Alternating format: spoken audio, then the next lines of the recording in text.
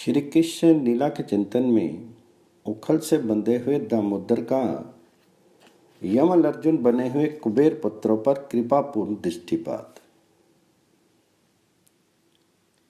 कज्जल मिश्रित अश्रु प्रवाह उनके कपोलों को सिक्त कर रहा है। आकुल नेत्र बारंबार अभीर सुंदरियों से कुछ मूक विनय दया याचना सी कर रहे हैं। कुंतल राशि मुखचंद्र पर बिखर गई है। इस प्रकार श्री केशचंद्र अतिशय करुण अवस्था में उखल से बंधे खड़े हैं। गोप सुंदरियां उन्हें घेरे खड़ी हैं। सभी चाहती हैं ब्रजेश्वरी अब द्रवित हो जाए। स्वल्प अपराध के लिए पर्याप्त दंड वे अपने नीलमणि को दे चुकी। एक ने यशोदा रानी से बंधन खोल देने की प्रार्थना की।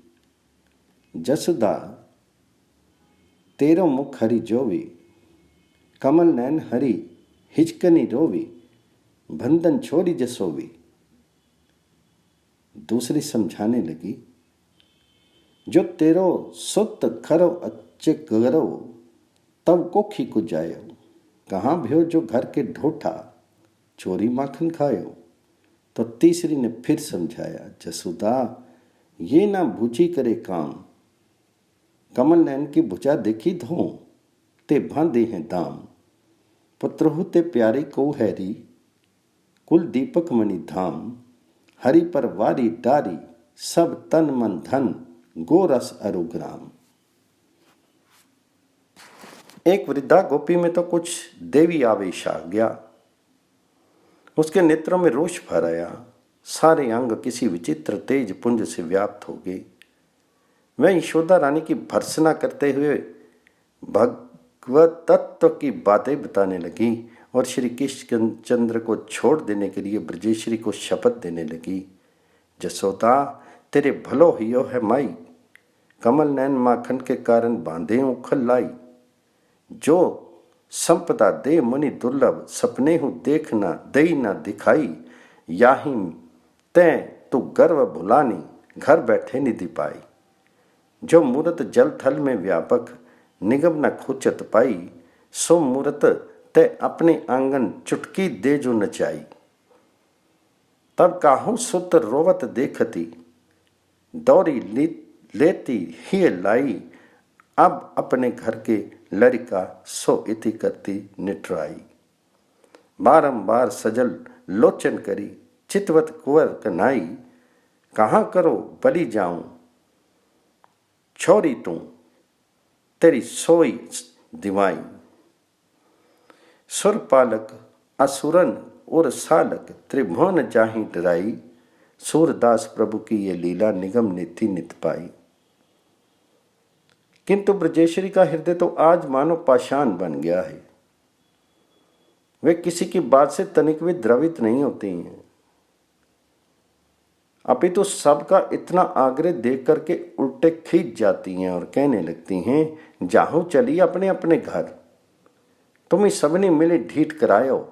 अब आई छोरनवर, मोही अपने बाबा की सोहे, कानी अब ना पत्याऊं। भवन जाहूं अपने अपने सब, लागती हूं मैं पाऊं। मोको जनी बरजो जुबती को, देखो हरि के ख्याल। सूर शाम सो कहती जसोदा, बड़े नंद की लाल। ब्रजरानी इतनी कठोर तो कभी नहीं थी। उन्होंने इतना रुक्ष व्यवहार तो हम सबसे आज तक कभी नहीं किया। गोप रामाओं के हृदय में ठेस सी लगती है। उन सब में रोष का संचार हो जाता है। वे बोली, ऐसी रिस तो को नंदरानी, बड़ी बुद्धि तेरे जिये उपजी। बड़ी बैस अब बई सियानी, ठोटा एक बेयो कसेहु करी। कौन कौन कर बर विधि भानी। क्रम क्रम करी अब लो उभरियो है, ताको मारी पितर दीपानी। कौन निर्दयी रहे तेरे घर, को तेरे संग बैठी आनी। तथा हृदय में दुख का भार लिए अत्यंत उदास अतिशय खिन्न में अपने घर को चल पड़ी। सुनो सोर कही कही पचिहारी, ज्योति चली खरनी बिरझानी। पुरसुंदरियाँ मुझे जन्नी के अनुशासन से, जन्नी प्रदत्ति बंधन से मुक्त कर देंगी। श्री कृष्णचंद्र की ये आशा टूट गई। आमे अश्रुपूरित कंठ से अग्रज बलराम का नाम ले लेकर पुकारने लगते हैं, किंतु अग्रज यहाँ कहाँ, वे तो जन्नी के साथ उपनंद गृह में हैं। फिर भी अनुज का आवाहन व्यर्थ नहीं होता। रोहिणी मैया कुछ भी नहीं जान सकी, पर रोहिणी नंदन बलराम के हतंतुओं पर श्री कृष्णचंद्र का करुण क्रंदन झंकृत हो उठा। वे व्याकुल हो उठे। माता के लौटने में तो अभी पहर भर का विलंब है, इतना धैर्य राम में कहाँ। वे भाग चले। क्षणों में ही निर्विघ्न नंद भवन के समीप जा पहुंचे। मार्ग में कोई बाधा नहीं आई, क्योंकि योग माया ने उपनंद पत्नी एवं श्री रोहिणी की समृद्धि पथ में राम यहीं खेल रहा है या कहीं चला गया, इस प्रश्न के सामने एक झीनी चादर डाल दी थी। नंद प्रांगण से लौटती हुई कुछ ब्रजपुरंधियों ने बलराम की ओर देखा एवं बलराम ने उनकी ओर। एक अतिशय व्यथित गोपी चटपट श्री कृष्णचंद्र के उखल बंधन की सारी बात राम को सुनाने लगी। हलधर सो कहीं ग्वाली सुनायो, प्रातः ही ते तुमरी लघु मैया, लघु भैया जसुमती उखल बांधी लगायो। हलधर सो कही ग्वाली सुनायो, प्रातः ही ते तुम्हारो लघु भैया जसुमती उखल बांधी लगायो। फिर तो रोहिणी नंदन दौड़ पड़े, श्री कृष्णचंद्र के समीप चले आए, पर आह, अनुज की दशा देख करके रोहिणी नंदन के नेत्र तो छल छल करने लगे। ये सुनी कि हलधर तय दभाए, देखी शाम उखल सो बांधे, तभी दौ लोचन भराई। बलराम अपने हाथ से यशोदा रानी का उखल अंचल धारण करके गदगद कंठ से बोले, श्यामी छोरी मोही बांधे बरु, निकसत सगुन भले नहीं पाए, मेरे प्राण जीवन धन काना, तिनके भुज मोही बंदे दिखाई। अग्रज की बात सुनते ही यशोदा रानी के प्राणों में टीस सी चलने लगी। उन्हें भान हुआ कि अब कठोरता के इस झूठे स्वांग का निर्वाह करना उनके लिए तो संभव है, किंतु नहीं।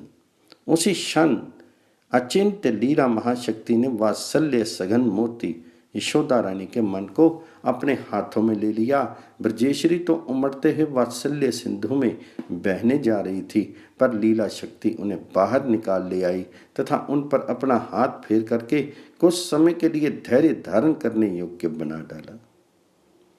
अवश्य मैया अग्रज को बोलकर उत्तर नहीं दे सके, केवल उनकी प्रार्थना को अस्वीकार करते हुए अपना सिर किंचन मात्र हिला पाई। अब तो रोहिणी नंदन को क्रोध आया, नेत्र और भी अरुण हो उठे। कुछ क्षण तिरछी चितवन से जन्नी की ओर देखकर वे बोले, काहे को कलय नाध्यो, दारण दामरी बांध्यो, कठिन लकुट लेते त्रास्यो मेरे भैया, नाही कसकत मन निरखी कोमल तन, तनिक सी धधी काज भली ऋतु मैया, हो तो ना भ्योरी घर देखते हो तेरी यों अर, फोर तो वासन सब जानती बलैया, सूरदास हित हरि लोचन आए हैं भरी, बलहू को बल जाको सोई री कन्हैया। इस बार जन्नी मन ही मन हंस पड़ती है, साथ ही ये अनुभव करती है कि अब यहाँ और रुकना उचित नहीं, अन्यथा ये अपना धैर्य खो बैठेगी तथा इस प्रकार अब तक का सारा प्रयास निष्फल हो जाएगा। इस विचार से ब्रजेश्वरी पार्श्ववर्ती प्रांगण में चली जाती है।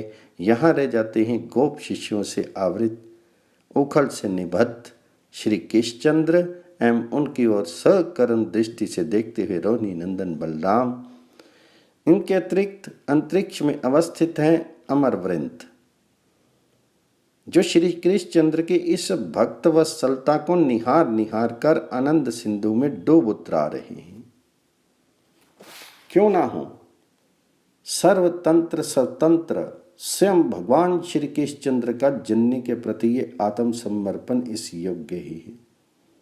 समस्त लोकपालों के सहित ये परिदृश्यमान जगत जिनके वश में है, जिन पर किसी का बंधन शासन नहीं है, जो नित्य परम स्तंभ है, उन अनंत ऐश्वर्य निकेतन यशोदानंदन श्री कृष्णचंद्र ने जननी के द्वारा दिए हुए बंधन को स्वीकार करके आज वास्तव में अपनी भक्त अधीनता को प्रत्यक्ष प्रकट जो कर दिया।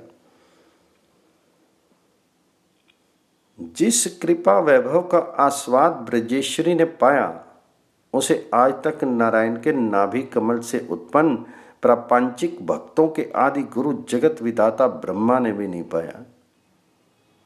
आत्म स्वरूप शंकर ने भी कभी उसे अनुभव नहीं किया। वक्ष स्थल विलासनी लक्ष्मी को भी वह नहीं मिला। मुक्ति पर्यंत पुरुषार्थ दाता श्री कृष्णचंद्र से जो प्रसाद गोप महिषी ने पाया, वह किसी ने नहीं। आज ये भी प्रत्यक्ष हो गया, यशोदानंदन स्वयं भगवान श्री कृष्णचंद्र को अनायास सुखपूर्वक पा लेने का मार्ग कौन सा है।